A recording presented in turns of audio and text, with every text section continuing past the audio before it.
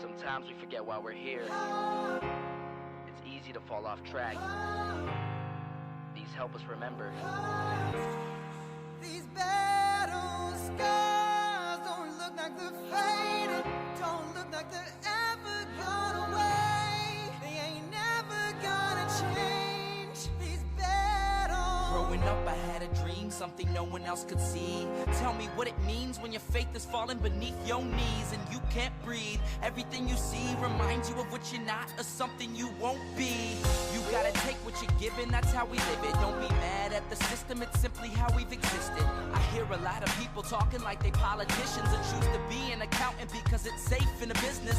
Not because they wanna do it, just because they heard it pays. And who the fuck wants to be poor knowing that's how we've been raised? Society is getting heavy, I can feel the weight. The pressure of success is like 100 million pounds of shame. And that's the reason I'm staying up late, trying to find a way to escape the stereotypes. This day and age is making me feel like the only way I'll be happy is getting signed to a label and making money through rapping. I wanna share my emotion because this world is attacking the very principle of life that lets the people be happy. If you don't have a reason to breathe, why even live? These battle scars are impressions of everything that it is. Don't look like they're faded, don't look like they're ever gone away. They ain't never gonna change. These battle scars don't look like they're faded, don't look like they're ever gone away. They ain't never gonna change. These battles. Now, if I had a voice that reached 100 million people, I'd tell them there's a reason that we're all created equal. Cause some decide to be great and some decide a sequel to an average person's life is simply what they want to be. So you make your decision, all I know is what I'm given. Won't define the life I lead or the way I dwell in existence. I've seen a greater image on the walls of where I'm living, and the words twisted and scripted remind me of something written. Faith is a gift that is given down to the people. If one believes it, one receives it. It's given if it is needed. Don't ever think you're trapped in a life that you never wanted. Your options are infinite, that's some mathematical logic. I'm not saying I'm a prophet, I'm speaking for what it's worth. These lyrics define my prayers and these battle scars on my church. Not saying I'm a prophet, I'm speaking for what it's worth. These lyrics define my prayers, these battle scars on my church. Don't look like they're faded, don't look like they're ever gone away. They ain't never gonna change. These battle scars don't look like they're faded, don't look like they're ever gone away. They ain't never gonna change. These battles.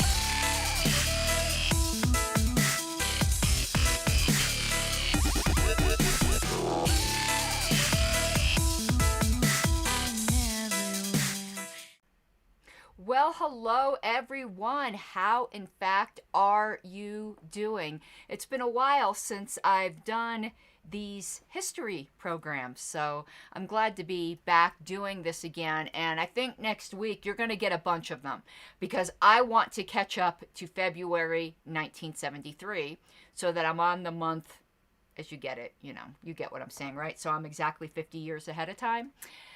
Yeah, and, ooh, got a dog hair on my microphone. So, yeah, and November, December of 72 is one issue, so that'll be good, and then do January, February. So if I cram for the end of this month, then March will be March, and that will be fantastic. So before we get started, I'm going to do the usually after show promos beforehand. If you enjoy these programs, please consider watching them on YouTube rather than Facebook. It does help me out with the algorithm at YouTube. I would truly appreciate it. And also, please subscribe and hit like and maybe share if you like it. But even more importantly right now, if you enjoy the type of work that I do, please consider becoming a patron subscriber. I've got the link down here, and you can subscribe for little as $1 a month, though the average is $5, but whatever you can do. I cannot tell you how much I would appreciate it and how thrilled I get if after a show I see a notification that I have a subscriber. So you can make my night. But enough with that. Let's go to the actual content here. All right, where we left off. And remember, you can comment. I think there might be an issue with me seeing Facebook comments that are on my personal page. So if you're on my personal page, I probably won't see the comments. You can go to my secretary page, or you can go to YouTube, because I would love to interact with your comments. I forgot to hit a public setting in order to get the ones on my personal page. Apologies for that, but if you'd like me to see your comments, go to the secretary page or YouTube, and I'll definitely see them. And it's much more fun when you comment. So if you remember from last time, we went through this first page. That's not what we want to look at. I wanted to bring up here. Now, we had briefly mentioned this advertisement that is up there in the upper right-hand corner, and I said I was going to try to find the original Barron's magazine it appeared in. Now, unfortunately, I wasn't able to, but I would, because we did not get to go through it very well. I want to put it up larger so that we can go through it this time. Here we go, because I think it's important. Can capitalism survive under Richard Nixon? Now, one reason I thought this was important, because I know I keep pounding this point home, but it needs to be pounded home. The party was founded as a capitalist party. Get the fuck over it. Okay? Otherwise, we wouldn't be so concerned here about whether capitalism would survive. And I know I've brought this up multiple times, but it's just so patently obvious that it just drives me a bit bat guano when people keep trying to deny that fact. You don't have to like that fact, but you can't deny it and be truthful. So let's go over this ad. During his first 4 years, President Nixon has run up a budget deficit of nearly $100 billion.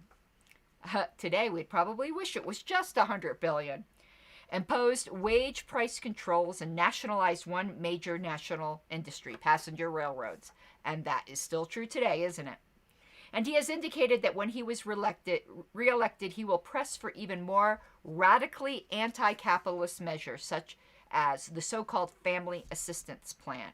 I don't know what that is. I should have looked that up. If there's anyone here who would like to maybe do a quick Google on that, I would appreciate it. Maybe we can talk about it.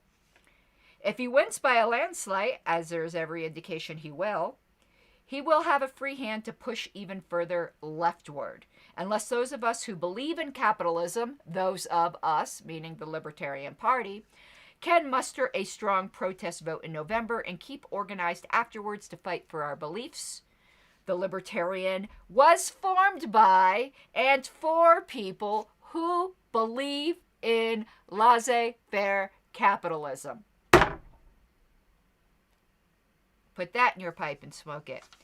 For just these purposes, the LP's first presidential candidate is Dr. John Hospers, director of the School of Philosophy at the University of Southern California. His running mate is Mrs. Toni Nathan, a journalist from Eugene, Oregon. If you would like to send Nixon a message on November 7th, a message that you still believe in capitalism, preach it, brother, and oppose his increasingly collectivist policies, cast your vote for Dr. Hospers and Mrs. Nathan. If they're not on the ballot in your state, do it by write-in. And if you'd like to help the Libertarian Party become a major force in American politics, your financial support would be greatly appreciated. Membership is only $6 a year. For sustaining membership is $12, and includes a subscription to our monthly newsletter, The Insider's Report on what do I hear? Capitalist political action. Larger contributions are welcomed. Join now or write for more information, and it gives the address, which was David Nolan's little villa in Westminster. And it's interesting, it just says paid political advertisement. They didn't have a lot of the more stringent requirements at that time. Now, that was just a little bit of what we wanted to get into. More to the meat of what we wanted to get into, and I have a little bonus at the end that I didn't expect, so you're going to have to wait for that, is let's go back to this issue here for a second. Here on Bits and Pieces, underneath that ad, where it says Slam New Banner Attack LP. And I read this last time, but I'd like to read it again because I said we were going to go more in depth into this. It says, the Student Libertarian Action Movement and the New Banner, which is a publication, have recently issued anti-LP propaganda calling us impure in status. SLAM has at least been courteous enough to allow us to reply to their charges via letters in their publication, New Libertarian Notes. Now, I have part of those responses. It's in the collected writings of Samuel Edward Konkin III, who was part of the Student Libertarian Action Movement, otherwise known as SLAM. And how does that have to do with the formation of the Radical Caucus, which I said would be the primary subject of this episode? Well, we will go into that. So let me pull this up. Here we go. So you can see the Libertarian Party, pro and con. And the first part, we'll read the introduction, but where it says an open letter to SLAM, that is written by David Nolan. It's in response to where we were called impure in status, as I see Saladriel there in the, I just want to put this there. I agree. Oh, look how it's showing you black. I don't like that. Let's see if we can move that over. Yeah, you can see that a little better there. There's the comment. It's weird the way it showed up black this time. I probably have to change some settings. And if we continue down that document, you'll see David signed it, and then there is a response, and the response is from Konkin, I believe. Yes, Samuel Edward Konkin, editor, New Libertarian Notes.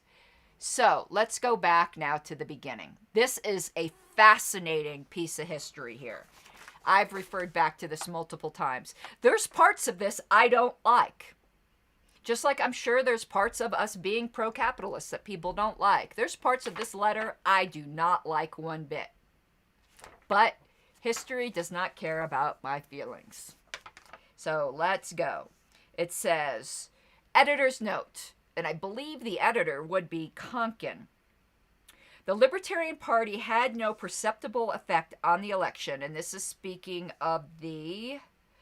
No, I believe it's the 1972 election. Let me look at the dates at the very end here. Yes, the 1972 election. But its achievement is nonetheless remarkable. Starting from scratch, the LP in a few months grew into one of the movement's largest organizations, galvanizing hundreds on the indifferent fringe of libertarianism into activism and attracting nationwide press coverage. However, the LP has had its problems, not the least of which is criticism from fellow libertarians. In the interest of examining this criticism, the Southern Libertarian Messenger presents the two letters below. The first is that of Mr. David Nolan, a founder of the Libertarian Party, and presently its national chairman, writing in response to an editorial in the August 1972 New Libertarian Notes, which was all referred to in that issue of LP News.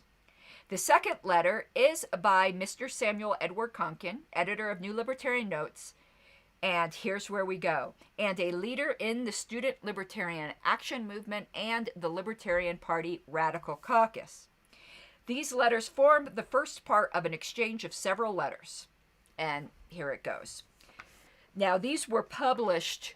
This editor's note obviously was written after the publishing of these letters because the Libertarian Party Radical Caucus did not exist at the time of these letters. So that's somewhat of an anachronism where the way he identifies Konkin.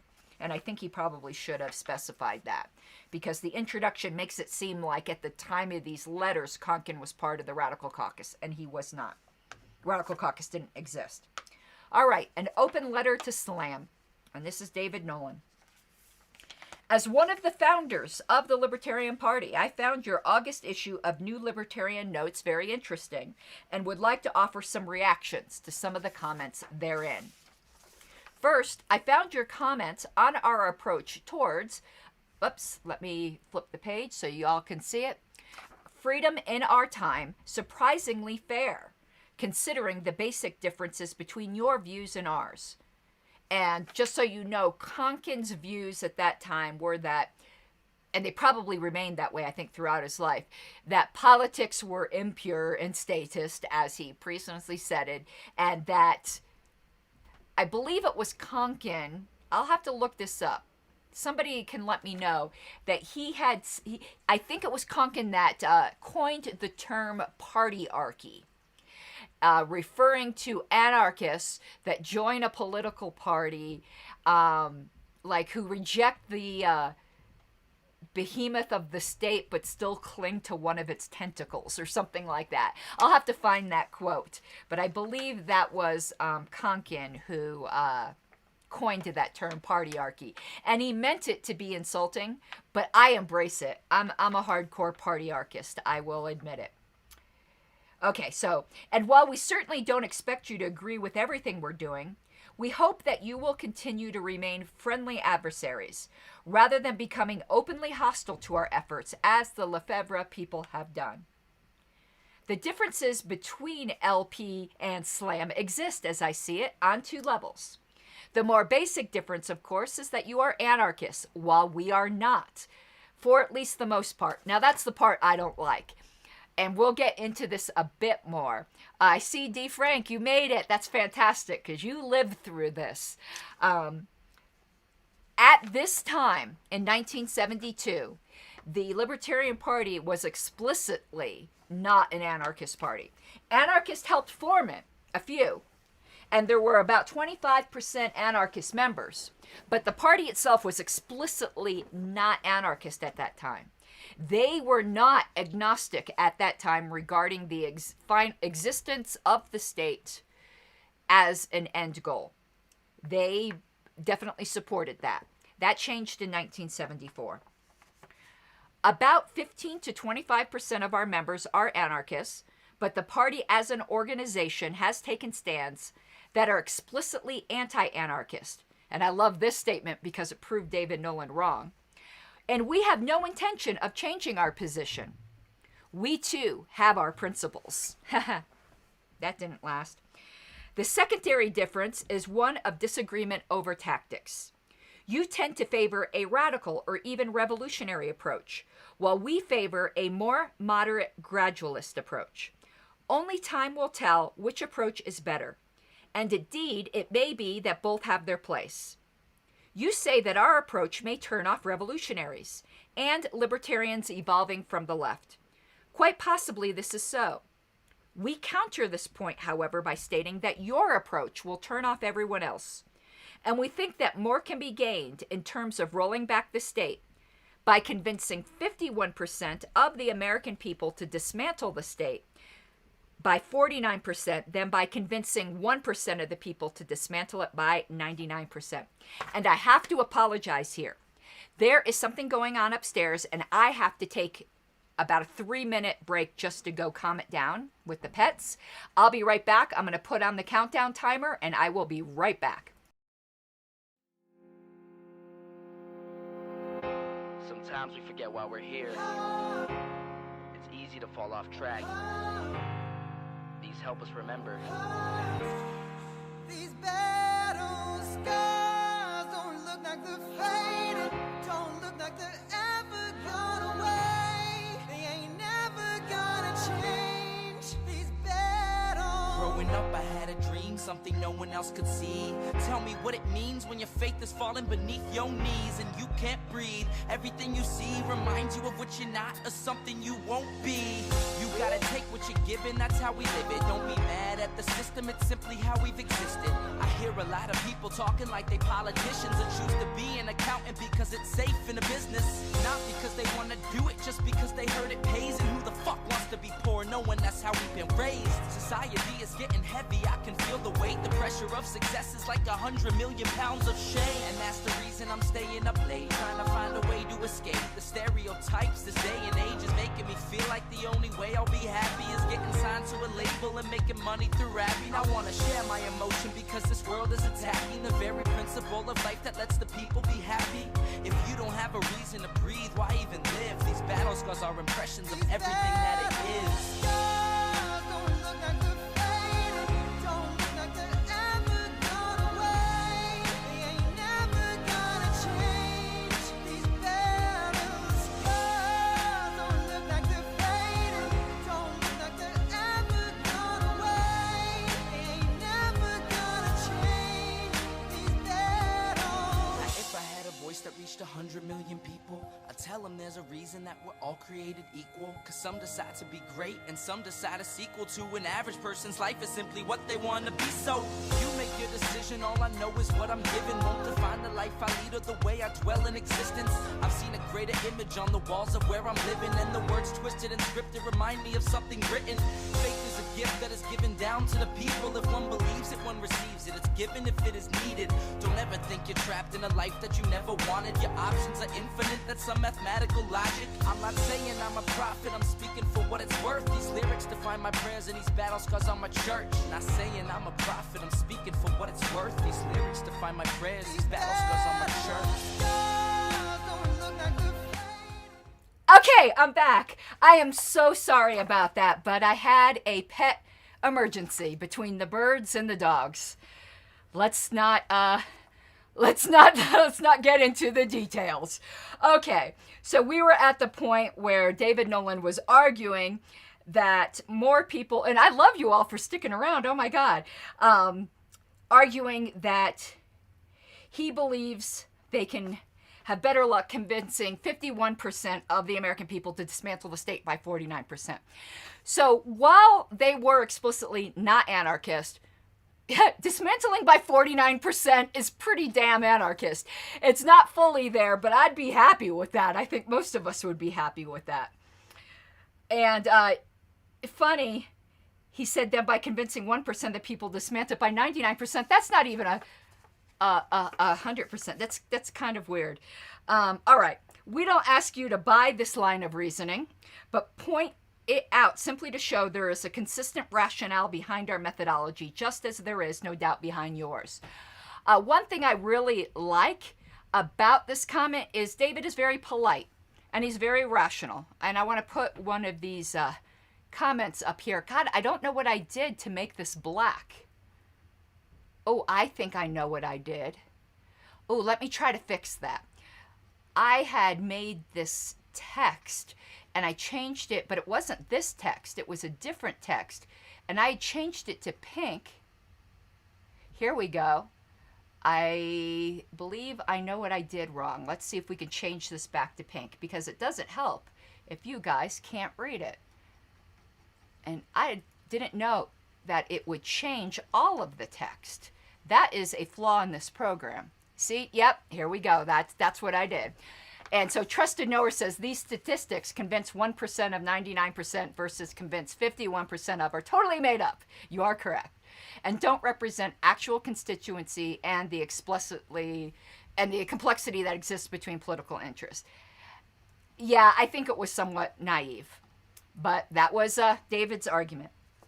You say correctly that anyone who advocates increasing or even maintaining the current level of state party is an enemy of freedom. I agree. And the LP certainly does not advocate any such thing. We differ from you only in how far, how fast, and what means by which we advocate cutting the state down. And I think that is mostly fair. I don't think they disagree necessarily on how fast. I don't know Kunkin that well, but I don't think he took a position on how fast. He certainly took a position on how far and by what means. Our 1972 platform calls nowhere for increasing state power. In some areas, such as defense, it simply advocates a change in priorities, but even there, the net effect would be one of less government action, not more. Considering our defense plank specifically, it should be noted that we call for a strengthened defense system for the U.S. only, while simultaneously calling for a drastic cutback, even a virtual elimination of our commitment to defend other nations. Thus, while it is true, as National Review said, that a beefed-up defense system of a world policeman nature would require more spending, the arrangement we advocate would not. And David's pretty articulate. I'm enjoying this. In most areas, our platform calls for outright repeal or abolition of government activities. Notice he wasn't scared to use the A word, and I don't mean anarchy, I mean abolition. In others, merely a substantial reduction, and on balance it is, I think you will agree, quite a bit more explicit and radical than its predecessor, the temporary platform. It is way more radical than the temporary platform. Furthermore, I might point out that if it is not as radical as you might wish, that I love this, then this is because those who are carping and bitching the most did not choose to attend the convention at which it was drafted. Bam! Got him! We even went so far to ask the new banner to publish a notice urging anarcho-capitalists to attend and make their presence felt, but they declined to do so. You charge, now here's where it's prophetic. Konkin was prophetic. You charge that we will become increasingly statist and compromise-prone as we grow larger, and that we will put pressure on other libertarian organizations to serve our interests. The former allegation is sheer speculation. History has borne that out. And all evidence to date runs counter to it, in fact. What evidence? A year, David? A year of existence? As for the latter, just how would we exist this pressure even if we wanted to? And that is good, a good comment from David, because we don't pressure any other libertarian organizations. In fact, I wish we had the influence to do that. We just simply couldn't, even if we wanted to. We have no power over any other group. More interesting, and here's where it gets good, okay? More interesting is the fact that despite your expressed worries on this point, you do not seem to be against the idea of one libertarian group pressuring another, per se. As you say, SLAM's first task at the moment is the organization of an LP Radical Caucus. 1972, the Radical Caucus is the oldest caucus in the party. It has existed on and off in one form or another since 1972, though there are significant differences between the one that existed in the 70s and the one that existed in the 80s and the one that exists now. The one that existed in the 80s and the one that exists now are very similar. The one that existed in the 70s was an anti-voting, anti-political action caucus, which does not describe the latter two iterations of the Radical Caucus. Okay, but in any event, we have no objection to your forming such a caucus. We welcome all libertarians into our ranks, and I personally feel that the presence of a Radical Caucus would be healthy for the party. And I love this because this is in fact true. And the people who get all butthurt from other libertarians saying this today, take it up with David Nolan, okay?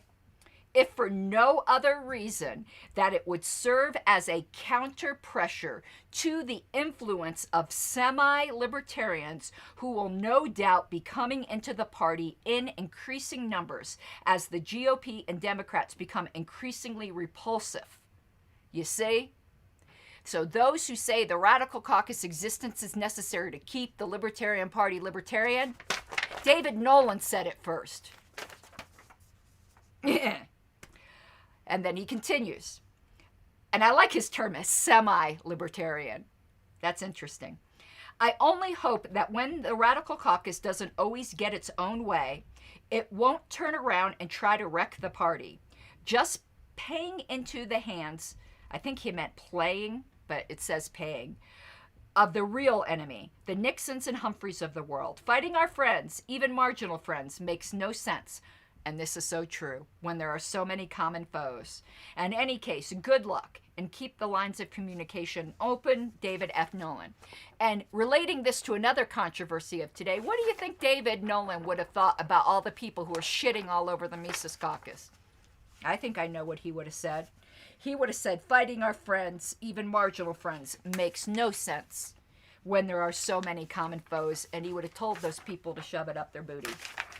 Okay. Continuing.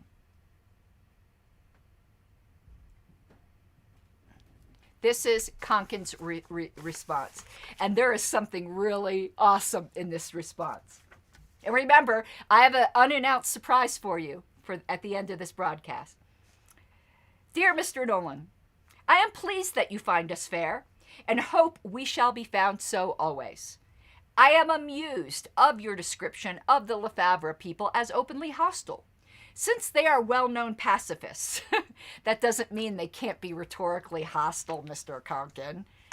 I'm a pacifist, and I can be rhetorically hostile. I do not believe we are secretly hostile, and we are certainly openly criticized. The two levels you discern are both accurate, and I'm glad to have your admission openly that the party is explicitly anti-anarchist and we have no intention of changing our position. I have been trying to convince several people of that here in New York, and I hope they are willing to take your word for it. Now, I'm going to say it again in case this gets clipped out and taken out of context. This was true for 1972 and 1973. It changed in Dallas in 1974, and no one can ever say that anymore. The party is now explicitly anarchist-friendly and takes no position on the ultimate end goal of whether there should be a state or not. That is different from the way it was in 1972. Continuing. Indeed, our position, as you state, will turn off everyone else initially. We would have liked to have an all-encompassing libertarian alliance to attract everyone to us for any reason and have him enter the faction of his taste. That is interesting. That almost sounds like the bottom unity thing. Now, as you all know, I'm not in favor of that. I don't spend much time talking about it because, again, we have so many common enemies that it's not something I really argue about until resolutions are put forth at convention, and then you damn sure I'll argue about it. But other than that, I don't argue about it. As my editorials point out, your presence has made that option no longer possible. And I have analyzed an organization was needed to attract those who you must perforce leave out. And I think this quote here is pretty pertinent. D. Frank Robinson, for those of you who don't know, I have him up on the screen. He's one of the co-founders of the party. He's an OG. He's been around since the beginning. He's a party treasurer. I hope he's not blushing with me saying that. And he says, correct, I changed my mind between 72 and 74 regarding anarchism. And I love it when D. Frank is here in the broadcast because I know he'll correct me if I'm getting any of this wrong. But I hope he'll attest that I'm a pretty fair and thorough researcher and I try to represent party history accurately. But I like having someone who is actually there, you know, to be able to confirm things. Okay, continuing. That thus was Slam resurrected. I hope neither of us will be found guilty of believing that anyone's politics are immutable, and that, in fact, our aims are to both of us to convert, i.e., maybe take over, the positions of the people of the world to some form of libertarianism, if only in its most fundamental form. Leave me alone. I find yourself damning by your own statistics in that you wish to only roll the state back by 49%. I don't find that entirely damning, considering the Democrats and the Republicans don't want to roll it back at all. 49%, I would be happy if we rolled the state back 49%. I mean, that's not as far as I want to go, but that's nothing to sniff at. Continuing, when I was a fellow national office trad delegate with you, I don't know what that means. Does that mean traditional? No idea. To the 1969 National Young Americans for Freedom Convention, I wish to see the elimination of 99% of the state's activities, all but defense and police. And I am shocked to see that as I have progressed to advocating the elimination of the rest, you have actually slid back. That is not accurate, but I think David Nolan confused him. I think he said something inartfully. The platform advocated rolling the state back 49%, but the platform is interim goals. The statement of principles advocated all but defense and police. So I think David inadvertently confused him to think that the party's end goal was 49%, and that never was the case. It was never 100%, but it was never 49%. As anarchists, we wish to convince as many people as it takes to eliminate 100% of the state. That's true. I would like to convince people of that, but I'll take whatever I can get. And I won't sniff at 49%. Indeed, let us proceed to your defense plank. National Review's argument was not for a world policeman nature of a defense system in its advocacy of a beefed up defense spending, but for the nuclear protection of the continental United States. You might wish to argue that eliminating the imperialist role of the U.S. will unleash funds, a fraction of which you would then use for continental arms increase. I personally do not wish to get embroiled in this kind of argument, analogous to McGovern welfare economics, but simply submit that in the given area for defense of the, I love this, arbitrarily bounded geographical area called the United States of America, you would increase state spending over the level, next page, it now occupies. If not, your angry, quote-unquote, semi-libertarian members may wish to ask you just where you disagree with NR's defense experts, and I shall leave you to their tender mercies. You know, people back then knew how to write with wit and like barbs, you know, that we've lost that ability. I think Twitter killed that because you can only be so good in limited amount of characters.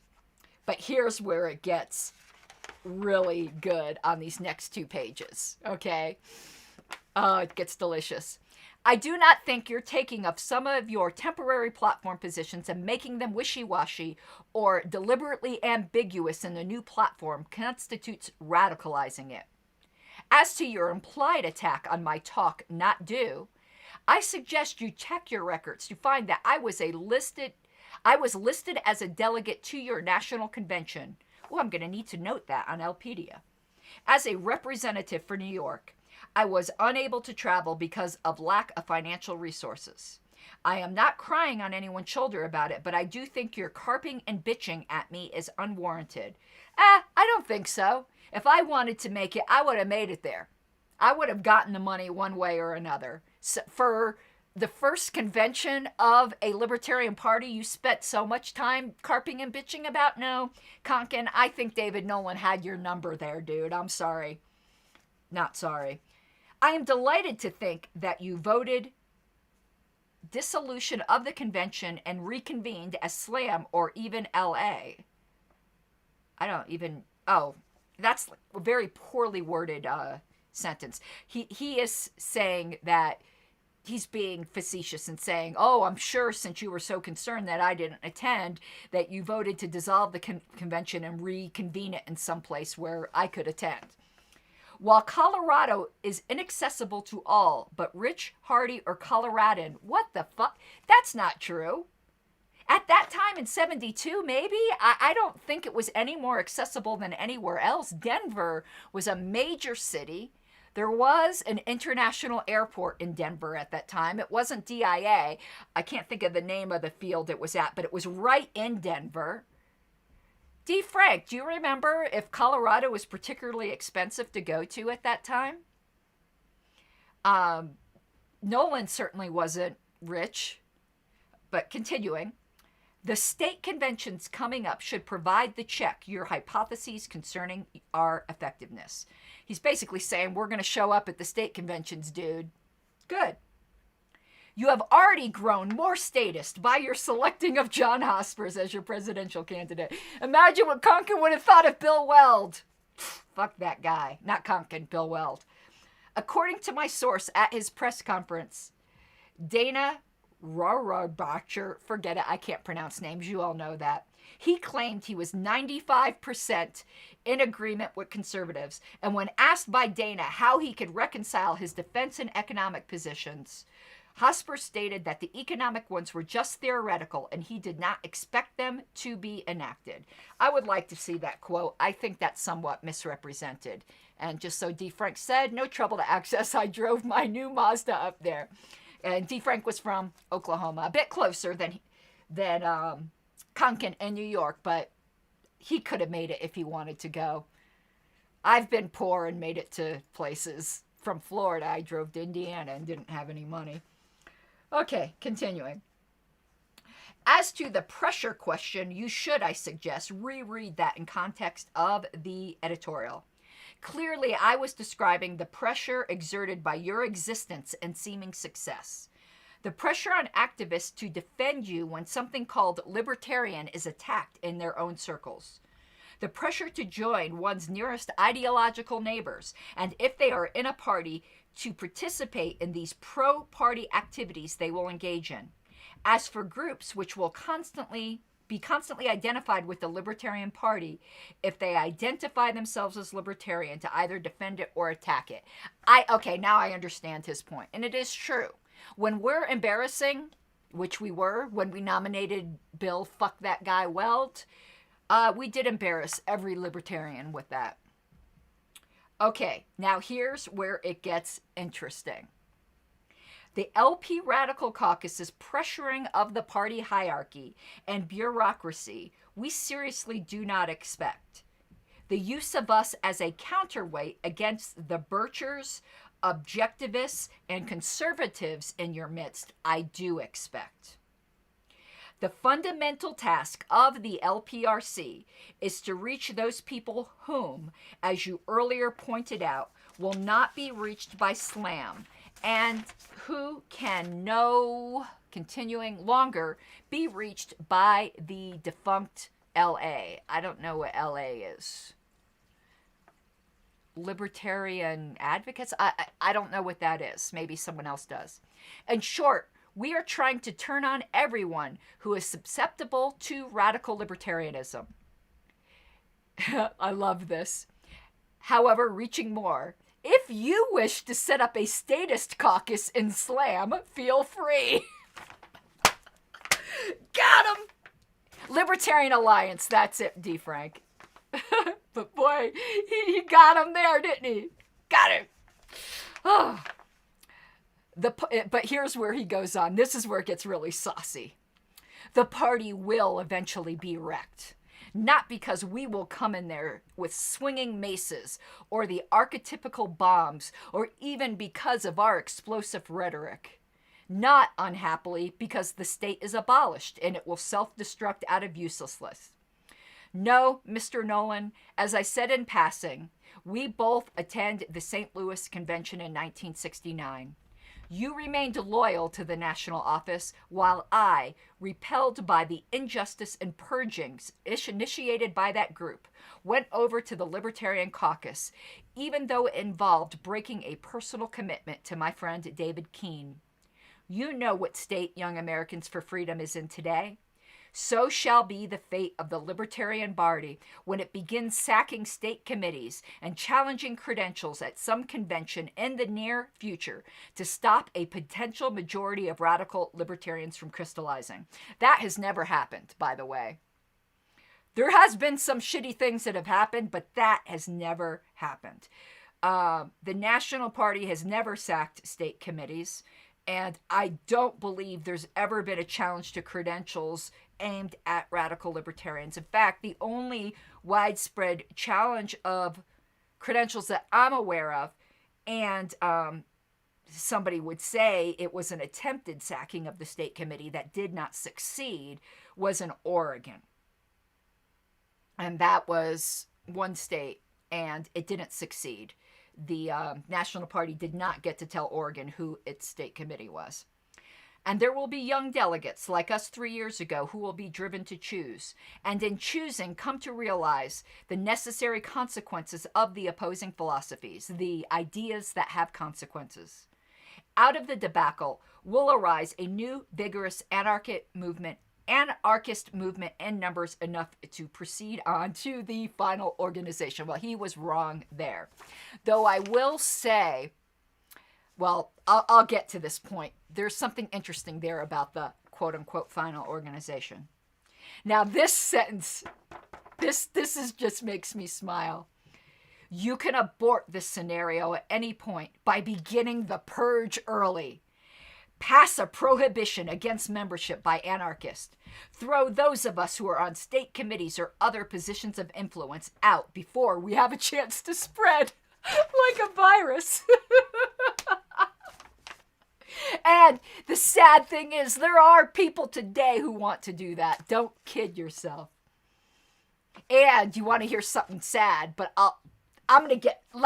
don't let me go on rabbit trails. I'll do these things at the end. You can find me and the executive committee of the Free Libertarian Party of New York awaiting your acts, and you would do me the favor of fulfilling the prediction I made to my skeptical colleagues. Of course, you realize what an issue you would give us, especially when we evil, horned creatures and carping, bitching malcontents turn out to be rational and armed with facts and answers to the curious questions of the innocent you may have taken into the party. Fighting our friends never makes sense, nor even fighting neutrals. Fighting those within our midst who will deliver us onto our enemies always makes sense. I am sure you feel the same. Good luck, David, and I shall certainly keep the lines open. As my friends know, I would sit down with the devil for a drink and a political argument. Maybe even Richard Nixon. Definitely David Nolan. Yours in freedom, Samuel Edward Konkin III, editor, New Libertarian Notes. Now, I want to go back to the previous page and the things I almost got into. Okay. In where it says you can abort the scenario at any point by beginning the purge early.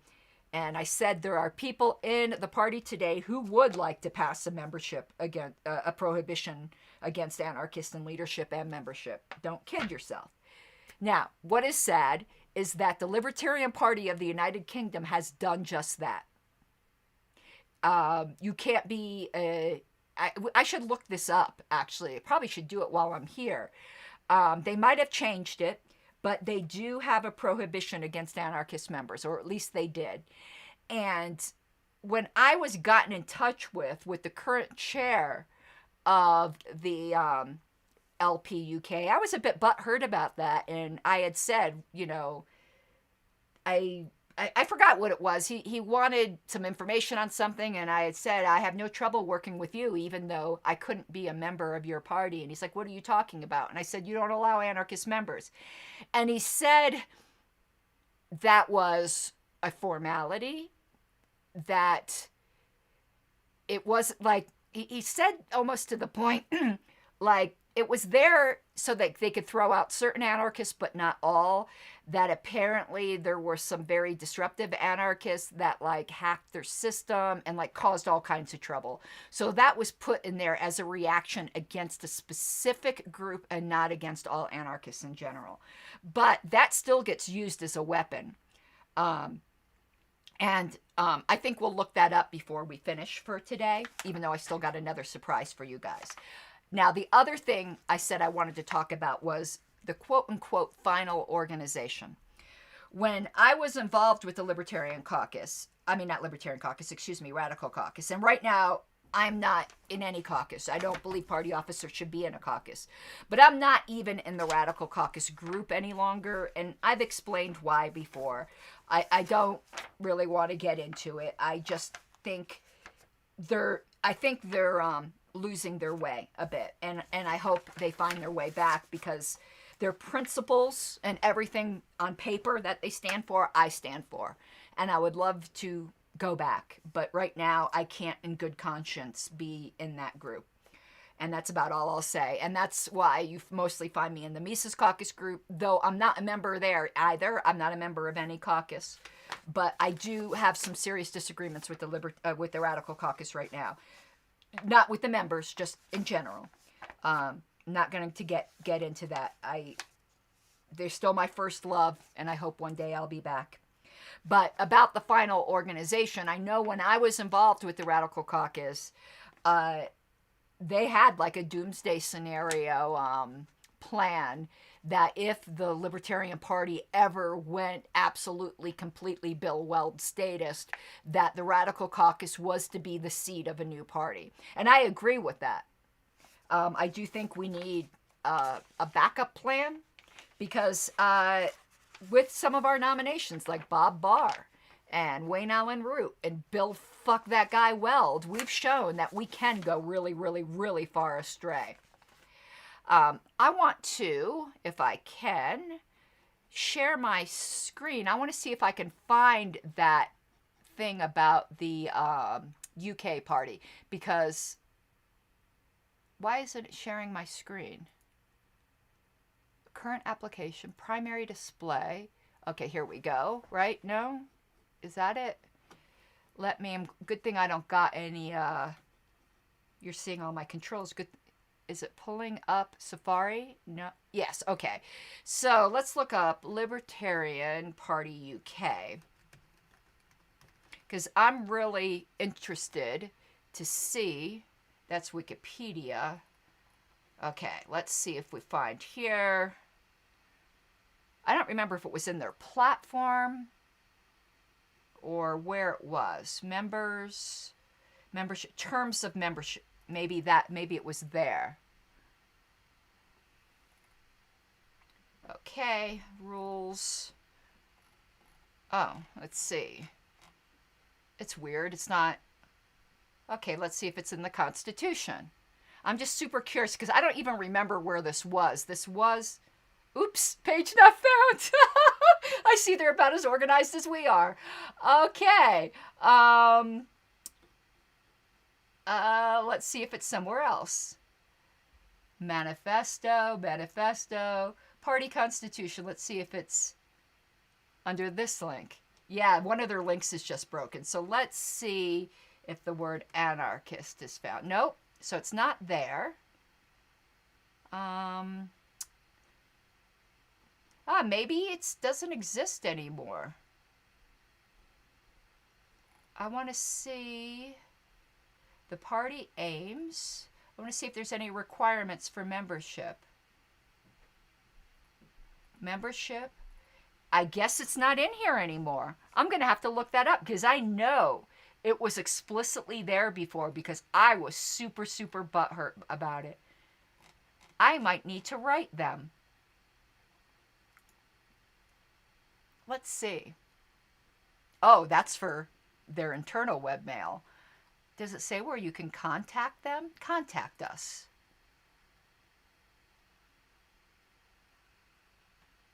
Does that link not work? Oh, here we go. Okay, so let's find this out. Karen Ann Harlos. I'm not going to put my party email because this is more of a personal thing. I thought I remembered in the past that you prohibited anarchists from being members. Is this still the case? If so, where can I find that policy? All right, let's see. Oh, I got to type this word. I hate these things. What is that? WNBNE?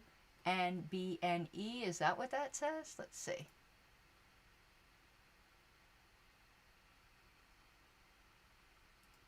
No, let's refresh it.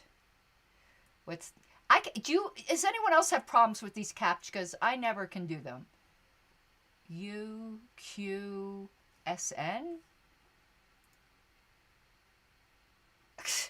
I'm not getting this, am I? Okay, let's try this one. DBA6. Is that an R? RY. Why isn't this working? Oh, maybe do I need to hit encrypt message? Okay. Encrypted. Okay, you have to hit, I need to learn to. Why isn't that working? Oh, okay. Did it go? The image verification, please try again. Bastards! This is going to make me type all that again? Oh, you bastards! I'll do it. I'll do it offline. I can't believe that. Or I'll send the, I'll do it on Facebook, I think. All right, so, that now the other thing I wanted to look up was partyarchy quote. Partyarchy quote author. Let's see if that was Konkin. I'm curious. No. I spelled it wrong. Not patriarchy, partyarchy. And I know tentacles. Let's look at partyarchy tentacles. I know Thomas Knapp had it on his website.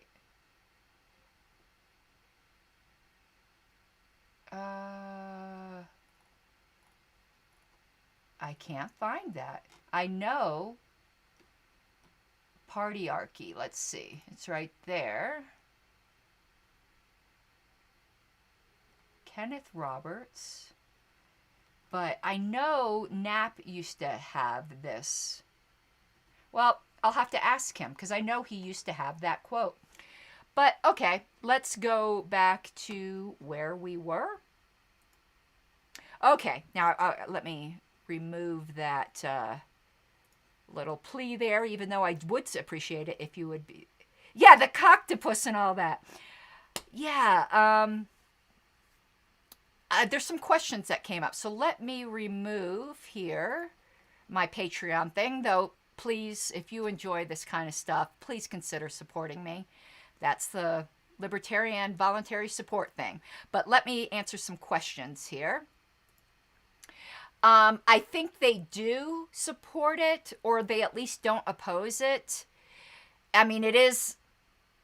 They don't have something like the statement of principles that we do, so their platform is their positions. I really don't want to speak for them, but I think they do support it, but don't take my word for it. I'm not an expert at all about the UK party. And Jean says, I may just do that. That sounds like it would be fascinating. So I suppose then I would just need to look up Renaissance Bookshop, and that would be the way I would find him. And yeah, then Jean also said, yeah, the coctopus. But I know there was a specific quote about the Partyarchy, and I'll find it and put it in another broadcast. Now, I have some other things to show you guys.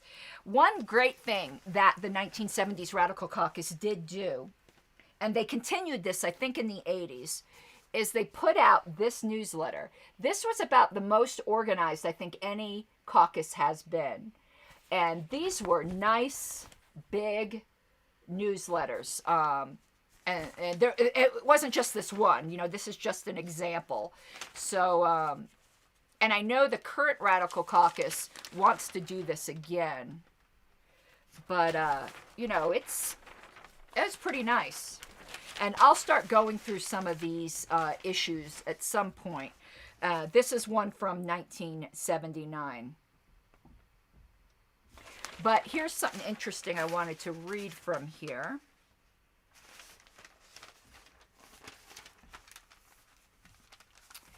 It is the policy of the Central Committee of the LPRC that membership in either the National Libertarian Party or one of the state LP organization is a necessary condition of membership in the Radical Caucus.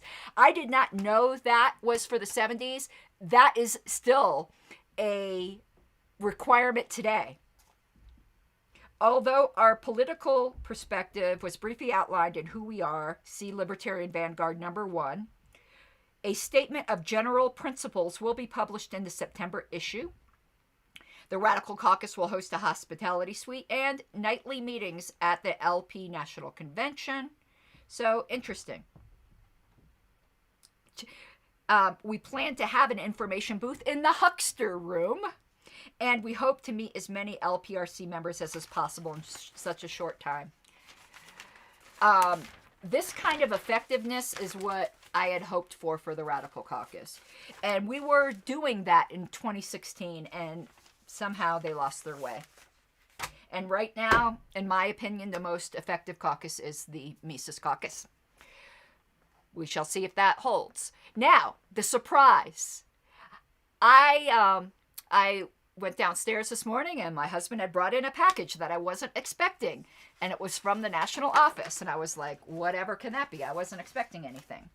And in the box was a note from Rich Moore, who is a reverend in Iowa, who said, as an LP member and former candidate from Iowa, I would like to share some campaign material from my collection. And he sent a bunch of stuff. Said, I want to share it with you guys. And this will be going up to National for more displays. Now, some of this stuff I already had. which you guys will have seen before. Like this is fairly common, but we may be able to use these for National Party fundraising because we've got multiple of these and, you know, people might want to purchase. But there's other things in here I had never seen. Oh, Coctopus. Okay. Sorry, D. Frank. Check this out. Stickers. Richard Campagna for vice president. I have never seen these before. And again, there's multiples of them. And this. Now, what I want to look up with this is there is a website on the bottom, www.realworldlib.org. Never heard of it. We'll see if it's still an existing site. If not, we'll get it from Web Archive. Maybe we're talking about another bonus episode here. Okay, this one I've seen before, but I didn't have more than one, and this one is in much better condition than the one I had. A Badnerick bumper sticker. Yeah, I dropped something. 1 second. D. Frank said, yeah, it's for the Koch brothers. I mean, Koch brothers. I always call them the Koch brothers. I don't know what. You know me and pronunciation of names. I love this. 2 parties equals 0 choice. ThinkLibertarian.com, another website I never heard of. And this I didn't have. Now, some of you may have heard of the Liberty Penguin, which was a contender before we officially adopted the porcupine. The penguin was put forth, and I know Daryl Perry still advocates it as a libertarian symbol. I think because it's something to do with Linux or open source. I don't remember why, but here's the Liberty Penguin.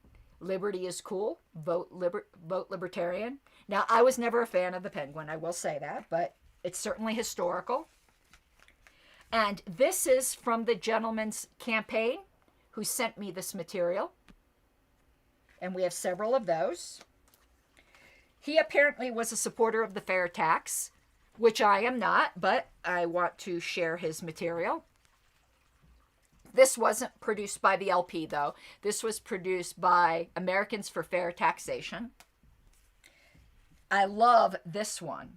And this is from the bumpersticker.com. Isn't this great? If we don't change direction, we'll end up where we're headed. Vote libertarian. Isn't that fantastic? I love that. That is a slogan we need to recycle.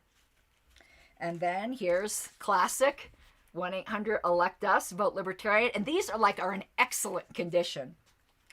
And enough is enough, vote libertarian.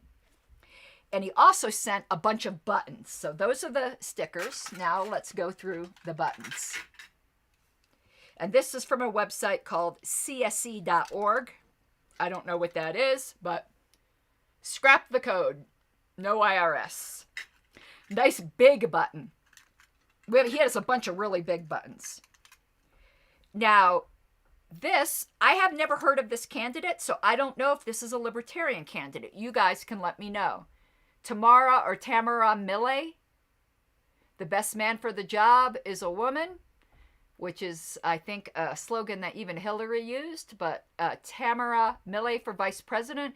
I'm tending to think this is a libertarian candidate because it's for vice president, and we're one of the few parties that nominate separately.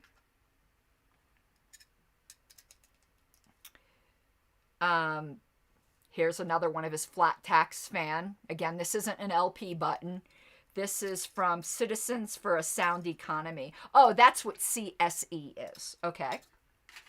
Now, Badnerick button. I've never seen this one before. He had a lot of buttons I've never seen before. All of these buttons end up going into a display case and going to National to help decorate the office. This is one that is very common.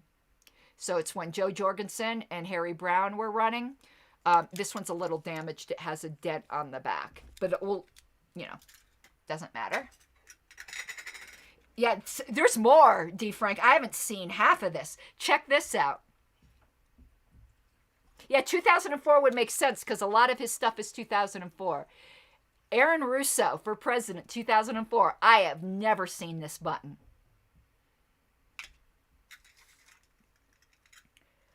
This one is somewhat common. Don't blame me, I voted Libertarian. Though this version of it, I've never seen. Sorry, I have a hard time figuring out which way, is opposite on camera. Okay. And check this out. Now, this isn't David Nolan. People get confused. There were two prominent Nolans in the party. Here's Gary Nolan, 2004. I've never seen this button. And I like they have the campaign sites on here because if they were archived on Web Archive on the Wayback Machine, we will pick it up. Okay, here's another fair tax button. April 15th, make it just another day. And this one is funny. My husband laughed his ass off. Save the environment. Replant a bush in Texas. There's more. There's more. Oh, here's multiple Harry Brown ones. And another Tamara Millet. And these Harry Brown. Is this the same as the other Harry Brown one I had here? Or is this a different? No, it's a different Harry Brown. So he had two versions of Harry Brown. Harry Brown had a bunch of materials that were just slightly different. And the ones that are duplicates could be fundraising. Tamara is Tom Knapp's wife? I did not know that. Oh, that is fantastic. Tom Knapp's a friend of mine. Stop arresting patients for medical marijuana. A different version of Harry Brown. I think he had like 10 different buttons. And I've got a few more here. Status Quo or Rousseau. Never seen that one. And a generic, but I've never seen this before. Vote Libertarian. Okay, the last two are abortion rights one, which was interesting to me because the guy who sent this to me is a reverend, and it's somewhat unusual for reverends to be very pro-choice. Now, this is a common button, but this version of it I haven't seen. The saying is very common, the pro-choice on everything, but I haven't seen this version of that slogan.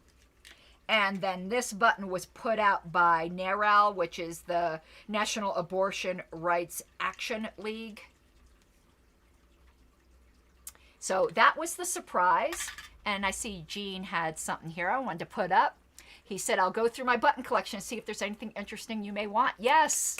And remember, these are all go to the, anything we don't have, it goes to the National Party and gets put on a display there. So I collect enough to make a display, and then the historical committee buys a nice display case, and I bring it to the next LNC meeting. We also make displays of the bumper stickers. We've also framed some campaign shirts, because my view always was the National Party should be decorated with LP political memorabilia, you know? It was so sad when I first went there that they didn't have anything.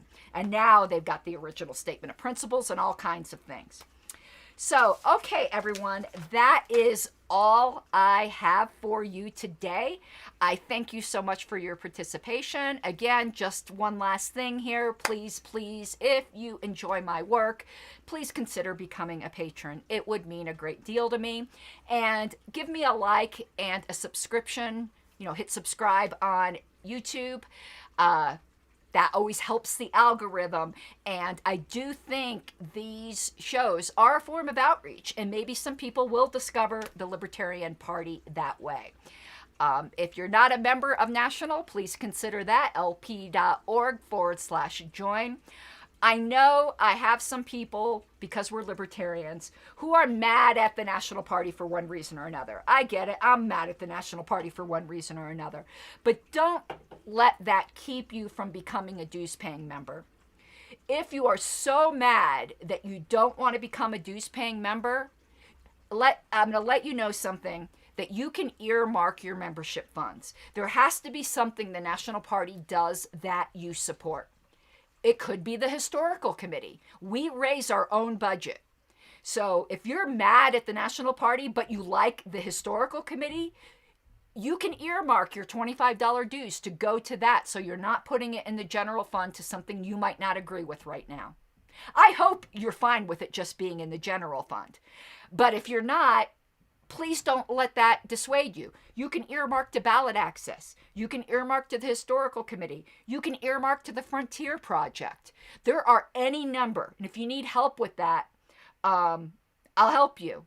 You know, and every year someone gets a life membership and earmarks part of it to the historical committee. And we're so grateful for that, because I am committed to raising our own budget.